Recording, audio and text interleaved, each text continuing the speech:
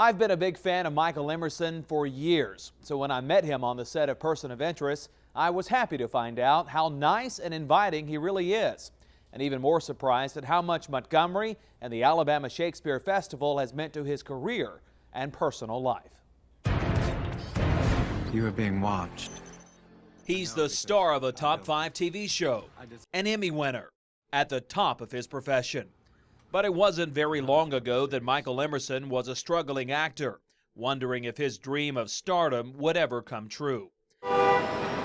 As a young man, he tried his luck in New York City, but like so many, it was a dream left unfulfilled. Eventually, Emerson found himself acting and teaching in regional theater in Jacksonville, Florida. It's a story he related to me the day I caught up with him on the set of Person of Interest.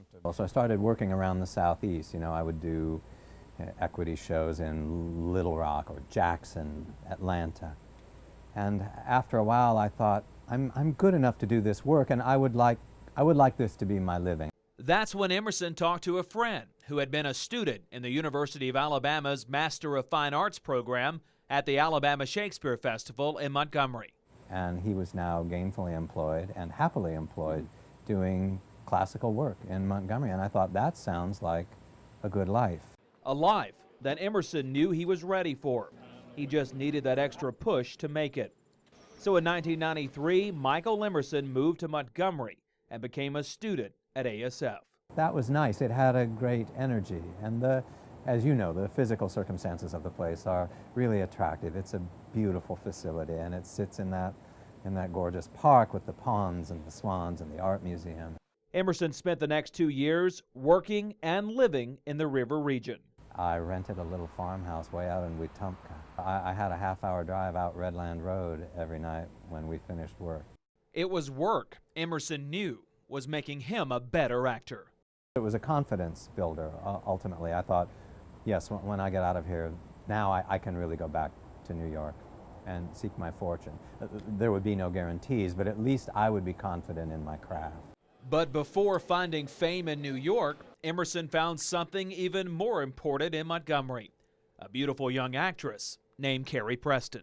I liked her when I saw her at the first table read of the show. I thought, what a unique voice. I just found myself following her around and offering to give her a lift or treat her to lunch or what have you. I hope I didn't make a nuisance of myself. Apparently she took kindly to my attentions, and we've been together ever since. The two have been married for 14 years, both finding stardom along the way, not only in theater, but in TV. Preston enrolls in the hit TV shows The Good Wife and True Blood. Put the gun down! And Emerson in Lost, before his star turn on Person of Interest. For him, it's proof that life can be very unpredictable. Ready and action. I knew the stage, and I thought, well, that will be my life's work. But now you're obviously known for Ben Linus and hopefully Finch, and I know there's so many other characters you want to create as well. Yeah.